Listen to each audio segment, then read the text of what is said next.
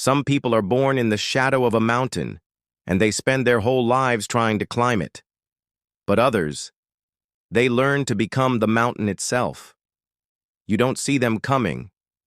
You don't hear a warning. You just feel the ground shake. Last night, at the Royal Rumble, the ground shook, not from pyro, not from a superstar's music. It shook from the sound of a single deafening slap that echoed through an arena of 20,000 screaming fans and plunged them all into a dead, stunned silence. One moment, a champion was showboating on the ropes. The next, her head snapped back, her eyes wide with shock, and a woman no one had ever seen before stood in the center of the ring, her expression as cold and calm as a winter stone. In that moment, she wasn't just a mystery, she was a reckoning. To understand what happened in that ring, you have to understand where she comes from. Her father is Steven Seagal, a man who became a myth, a 7th Dan black belt in Aikido who was the first foreigner to run a dojo in Japan.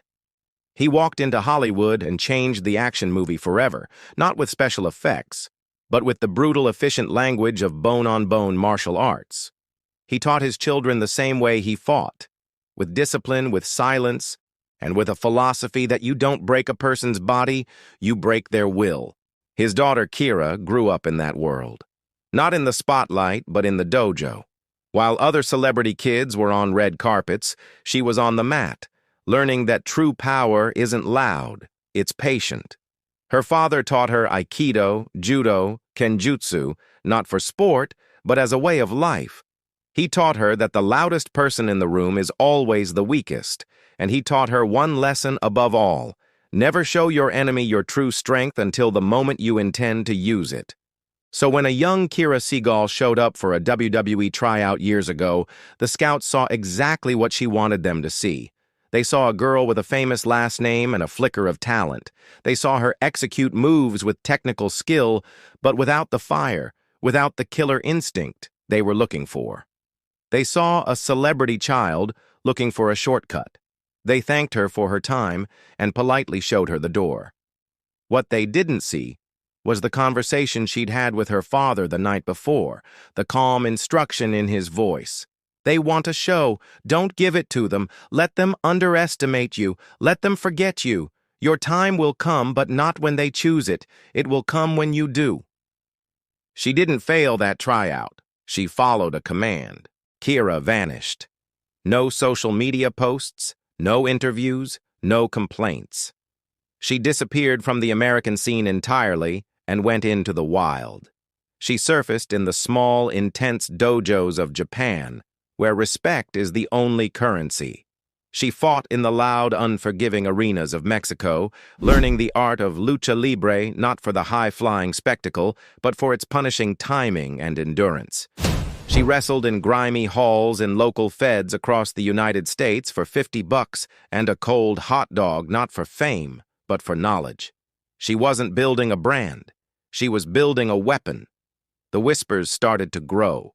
Tales of a silent woman who moved with a terrifying grace, who didn't use flashy moves, but ended fights with holds that made men tap out. She never used her last name. She didn't need to. Her work was her signature. Then came the Royal Rumble. The countdown timer for entrant number 27 hit 0. The arena waited for a legend's music, for a returning star. Instead, there was only silence. A woman in a plain black hoodie walked down the ramp, her face obscured by shadows. The crowd murmured in confusion. The announcers frantically flipped through their notes. In the ring, the reigning heel champion, a blonde bombshell dripping with arrogance, laughed and mocked the mystery woman. "Who's this?" she sneered into the camera. "Did someone's Uber get lost?" Kira slid under the bottom rope. She never took her eyes off the champion. She walked forward with a calm, deliberate pace. The champion, still laughing, threw a theatrical, open-handed slap. Kira didn't flinch. She just stood there. Then, in a movement too fast for the cameras to properly catch, she raised her own hand. It wasn't a worked slap. It was a strike. The sound was like a gunshot. The champion crumpled to the mat, holding her jaw, her face a mask of pure shock. The arena went silent, and in that silence, a million phones lit up. A single tweet from an account that had been dormant for years appeared on the Titantron. It was from Steven Seagal. 5 words. The lesson is over. She's mine. The chaos backstage was a firestorm of confusion and rage. Agents were screaming, producers were trying to get answers, but the locker room was buzzing with a different energy. Jealousy. This wasn't how things were done. You don't just walk in and take a spot.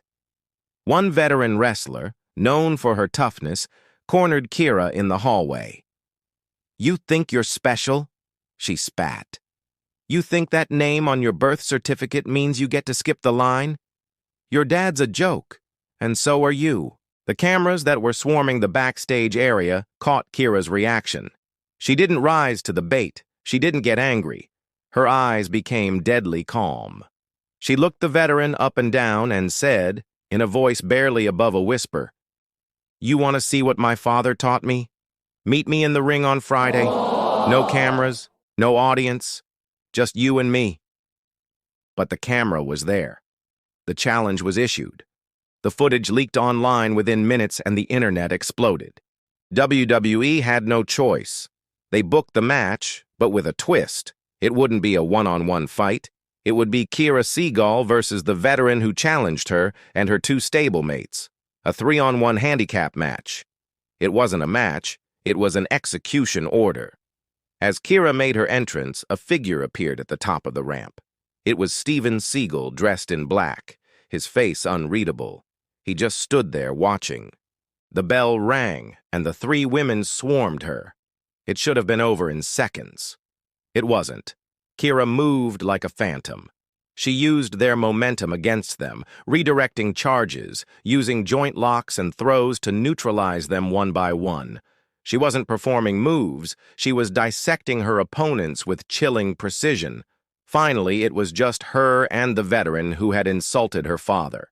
The woman threw a wild punch. Kira caught the arm, twisted, and dropped into a submission hold so brutal, so inescapable, that the tap-out was instantaneous and desperate. The bell rang. The crowd, which had been watching in stunned silence, erupted into a roar of pure, undeniable respect. The 3 defeated wrestlers limped out of the ring. Kira stood alone, her chest rising and falling. Her father remained on the ramp, giving a single, slow nod of approval. Then another set of music hit. Triple H walked out, not with his usual bravado, but with a look of intense respect. He carried a single piece of paper. He entered the ring, stood face to face with Kira, and offered her a WWE contract right there in front of the world. The crowd began chanting her name. "Kira! Kira! Kira!" She took the microphone from his hand, her eyes sweeping across the arena. "My name is Arissa Seagal," she said, her voice clear and strong. "And yes, my father is a legend. But legacy is not something you inherit, it's something you take. This is not Hollywood. This is not a movie. This is my dojo. This is my fight. This is my war."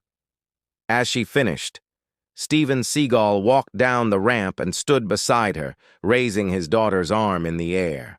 A torch had not been passed. It had been seized. In a world of bright lights and bigger lies, of scripted moments and manufactured outrage, we forget what real strength looks like. It's not in the shouting. It's not in the bragging. It's in the silence. It's in the work done in the dark when no one is watching. Greatness doesn't always send an invitation. It doesn't need a fancy entrance or theme music. Sometimes it just walks into the room, kicks down the door, and dares the world to do something about it. A legacy isn't about what's in your blood. It's about what's in your heart. And some hearts are forged in fire.